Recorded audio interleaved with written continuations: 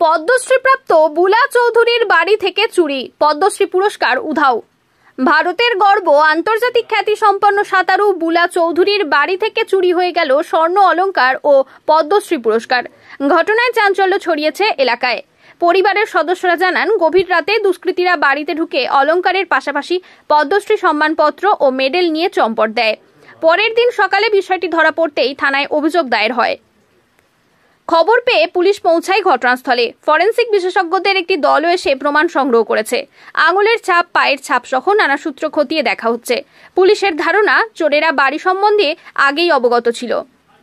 বুলা চৌধুরীর মতো বিশ্ব রেকর্ড গড়া সাঁতারু ও পদ্মশ্রীপ্রাপ্ত ক্রীড়াবিদের জীবনের অন্যতম শ্রেষ্ঠ সম্মান হারিয়ে যাওয়া নিঃসন্দেহে দেশের জন্য দুঃখজনক।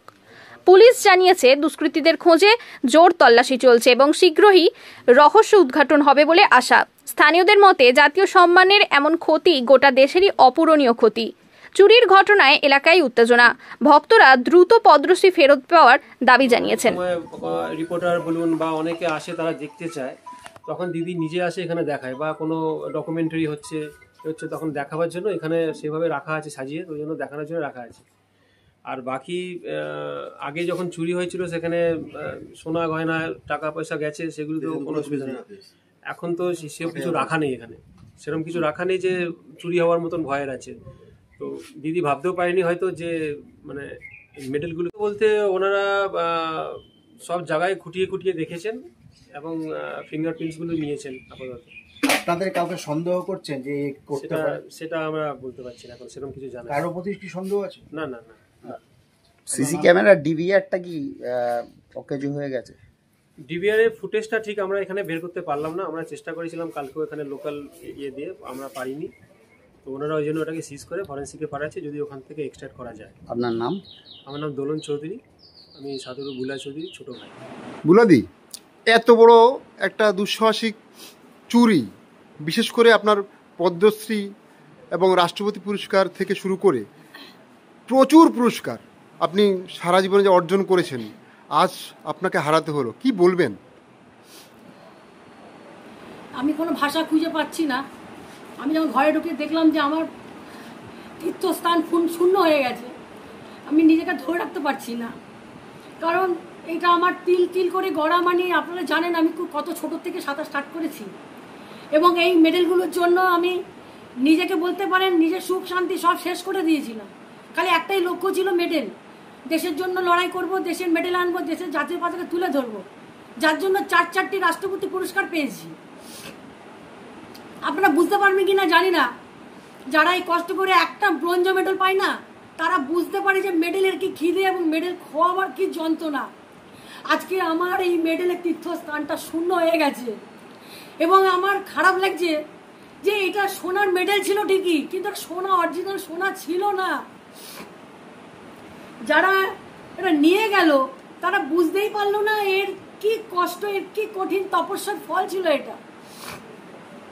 আজকে আমি প্রশাসনকে বলবো যে আমার আগেও দুবার বাড়িতে যখন ঢুকে চুরি হয়েছিল, তখনও তারা চোর ধরতে পারেনি, না কি করে কিচ্ছু করেনি তারা যদি কিছু। আপনার বাড়িতে পুলিশ পাহারা ছিল, তো হঠাৎ করে কেন উঠিয়ে নিল পুলিশ পাহারা? দুবার চুরি হওয়ার পর তারা পুলিশ পাহারা দিয়েছিল। 2014 সালে আমার হয়েছিল, তখন আবার কিছুদিনের জন্য পুলিশ পাহারা দেয়, আবার দেখছি নেই, আবার যখন বলা হয় আবার কিছুদিনের জন্য দেয়। বেশ কয়েক মাস ধরে, বছর ধরে তারা আর দিচ্ছিল না, নেই। তা আপনি কি প্রশাসনের কাছে সেটা আবেদন করেননি কখনো?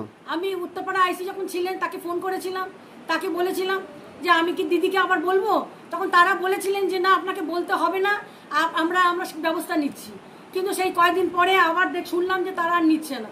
আপনি ভারত বিখ্যাত নাম বুলা চৌধুরী, তাছাড়া আপনি বিধায়কও ছিলেন, তো সেই হিসাবে সরকারকে কি বলবেন? আমি সরকারকে, মমতাদিকে বলবো, যখন মমতাদি মুখ্যমন্ত্রী, স্পোর্টস মিনিস্টার ছিলেন কেন্দ্রীয় সরকারের, তখন উনি বলেছিলেন, আমি সাব গেমস যাচ্ছিলাম শ্রীলঙ্কায়, তখন উনি বলেছিলেন যে তুমি একটা দেশের জন্য একটা মেডেল নিয়ে আসো।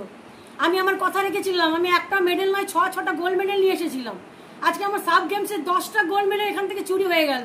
দিদিকে ওটাই অনুরোধ যে আপনি রক্ষা করতে পারলেন না দিদি, আমি কিন্তু আপনার সম্মান রক্ষা করেছিলাম সেই সময়। বাংলার একটা মেয়ে, সে গ্রামের মেয়ে, সে আপনার কথা রেখেছিল, একটার বদলে 6টা গোল দেশের জন্য নিয়ে এসেছিল। আপনি যখন স্পোর্টস মিনিস্টার ছিলেন, কোন মেডেলগুলোকে রক্ষা করতে পারা গেল না। কোন রাষ্ট্রপতি থেকে আপনি পুরস্কার পেয়েছিলেন? কোন রাষ্ট্রপতি আপনাকে পুরস্কার দিয়েছিলেন? আমি 2090 সালে পেয়েছিলাম, যখন মিস্টার অর্জুন সিং ছিলেন ক্রীড়া স্পোর্টস মিনিস্টার ছিলেন। তারপরে স্পোর্টস মিনিস্টার উনি স্পোর্টস মিনিস্টার ছিলেন। তারপরে সুনীন্দারজি ছিলেন একবার, যখন আমি Tenzing Norgay adventure sports award পাই, রাষ্ট্রপতি পুরস্কার। তারপরে কে ছিলেন জানি না, এখন আমি আর মনে করতে কিছু পাচ্ছি না। আব্দুল কালাম ছিলেন, হ্যাঁ, আব্দুল কালাম হাত থেকে আমি তেনজিং নরগে পুরস্কারটা নিই। হ্যাঁ, প্রতিভা পাটিল ছিলেন, তার থেকে আমি পদ্মশ্রীটা নিই। তো বিভিন্ন রাষ্ট্রপতি এবং বিভিন্ন স্পোর্টস ছিলেন। কিন্তু ব্যাপারটা হচ্ছে যে এতগুলো মেডেল আমার, এটা একটা, আপনারা আগে দেখেছেন কিনা জানি না, সমস্ত দেশ বিদেশ থেকে এই জায়গাটা সবাই আসতো ছবি তোলার জন্য, যে এত মেডেল, এত পুরস্কার, একটা বাংলার মেয়ে একটা এত জাতীয় পুরস্কার, আন্তর্জাতিক পুরস্কার পেয়েছে, এটা একটা তাদের জন্য একটা দর্শনীয় স্থান ছিল। সবাই আসতো খালি এটা তুলতে। আমিও কলকাতা, সারা পৃথিবীতে আপনার এত নাম, তা সত্ত্বেও আজকে আপনার চোখের ঝলে। নামের কি হবে বলুন, নাম দিয়ে কি হবে? আমার তো এটা বুকের ধন চলে গেল, এইটার আমি তো ফিরে পাবো না। আমার সোনা গেলে সোনা কিনতে পারবো, কিন্তু এই আমি কিনতে পারবো না। এর মূল্য যে নিয়েছে সে বুঝলো না, যে নিয়েছে সে বিরাট বড় পাপ করেছে, বিরাট বড় পাপ করেছে। ভাষা নেই আমাদের আজকে, আমার কোনো ভাষা নেই। নোবেল চুরি গেলে সবাই ঝাঁপিয়ে পড়ে। আজকে যদি ফিল্ম স্টার কারো বাড়িতে কিছু একটা আগুনও লাগে, লোকে ছুটে যায়। আমার তিলে তিলে গড়া সোনার এইগুলো চলে গেল, এর কি মূল্য আছে? এ কি প্রশাসন এটার জন্য লড়াই করবে? প্রশাসন কি আমার পাশে দাঁড়াবে? আমি আশা করব কি, দুবার চলে গেছে, দুবার চুরি করেছে, বিভিন্ন জিনিস চুরি করেছে, তাতে আমি অনেক কষ্ট পেয়েছিলাম। কিন্তু তখন অল্প মেডেল নিয়েছিল, এখন আমার পুরো খালি করে দিল।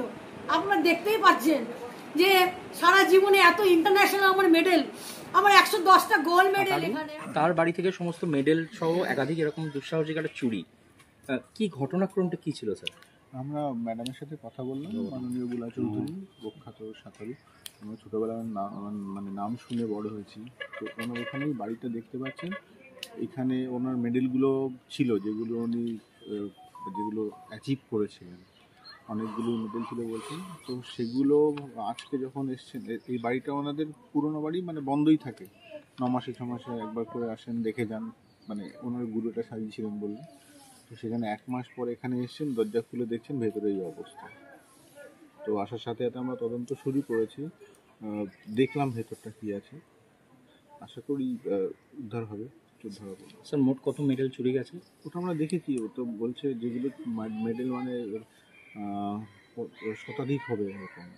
পদ্মশ্রী পুরস্কারও চুরি একটা পদ্মশ্রীর মেডেলও আছে, যেটা সবচেয়ে বহুমূল্য, দুর্মূল্য বলা চলে। স্যার এটা তো একবার না, এর আগেও একাধিকবার নাকি এনার বাড়িতে? হ্যাঁ, উনি বলেন 2014 সালে একবার চুরি গেছিল। তো তারপরেও এখানে জিনিসগুলো উনি রেখেছিলেন, যেহেতু ওনার গুরু এগুলো রেখেছেন, সেই কারণে বাড়িটা বন্ধই পড়েছিল, সেটা আমরা শুনলাম। স্যার এত কিছু ছোট মেডেল কেউ চুরি করবে কেন? এটা আমরা দেখছি খতিয়ে, কারা করতে পারে, কি ধরনের চোর। একটা অভিযোগ করছেন যে এর আগে পুলিশ পোস্টিং ছিল, সেটা পরবর্তী সময় তুলে নেওয়া হয়েছে। হ্যাঁ, উনি বললেন করোনার আগে 2জন সিভিক নাকি ওনার বাড়িতে এখানে থাকতেন। তো করোনার পরে তারপরে কেন ছিল না, বা এতদিন বাদে ওনারাও কেন ইনফর্ম করেনি, সেটা না, উনি বলছেন উনি নাকি করেছেন এর আগে ইনফর্ম। না বলেছেন, কিন্তু আমরা কেউ জানি না। এখানে আমরা যারা প্রেজেন্ট আছি, থানার অফিসার কেউ বলতে পারছে না কবে ইনফর্ম করেছে। না, সেকেন্ড বার আবার দিয়েছিল, আবার কিছুদিন পরে আবার বন্ধ করে দিল। এটা ঘর করা হয়েছিল, ঘর করা আছে, খাট আছে, পাখা আছে, সব আছে, পুরো খালি করে দিয়েছে। এই যে বেডেরটা তুলছিল, এই যে প্রতিদিন এইটা বুকে লাগিয়ে দিল, সেম এই বুকের এই বেডেরটা। আচ্ছা, ওটা অর্জুন, আর এটা Tenzing Norgay life time achievement award, ওটা আপনাকে আব্দুল কালাম দিয়েছিলেন, এই যে আব্দুল কালাম দিচ্ছেন, এইটা অর্জুন বেগম বেগম দিচ্ছিলেন।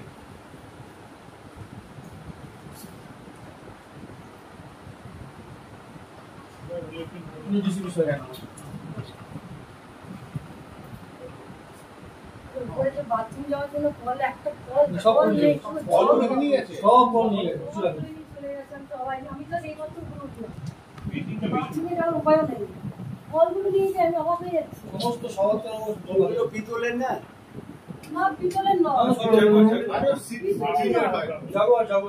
আর এগুলো পুরনো আজ থেকে আমার 30 বছর আগের কল কি আছে কিছু তো নেই হচ্ছে আমি অবাক হয়ে যাচ্ছি পেছন থেকে ট্রাই করে দিই আজ 30 বছর আগের কল ওগুলো জং ধরে আছে বাড়িতে আসে না কি ভ্যালু আছে বলুন কিছু ভ্যালু ওগুলো কিচ্ছু নেই কি বলতো আমার সব মেডেল নিয়ে চলে গেছে আমি মেনে নিতে পারছি না কি কষ্ট করেছি এসব পাওয়ার জন্য আজকে কতগুলো সব নিয়ে চলে গেছে চলেরা কি জানে না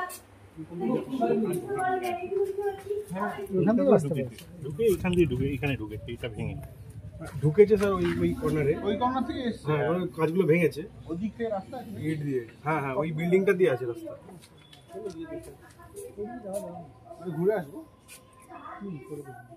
Sanjeevani health care nursing home Shiakhala Furfura শরীফের পাশে শ্রীপতিপুর হুগলি সমস্ত চিকিৎসার উন্নত মানের পরিষেবা দেওয়ার জন্য আমরা রয়েছি আপনাদের পাশে emergency ICU cardiology nephrology orthopaedic surgery onco surgery general medicine physiotherapy neuro medicine dialysis neuro surgery শিশু সুরক্ষা গাইনোকোলজিস্ট বিভাগ ক্যাশলেস পরিষেবা স্বাস্থ্যসাথী সহ যে কোনো হেলথ স্কিম মেডিক্লেম গ্রহণযোগ্য এছাড়া স্বাস্থ্যসাথী কার্ডের মাধ্যমে সম্পূর্ণ বিনামূল্যে সার্জারির সুব্যবস্থা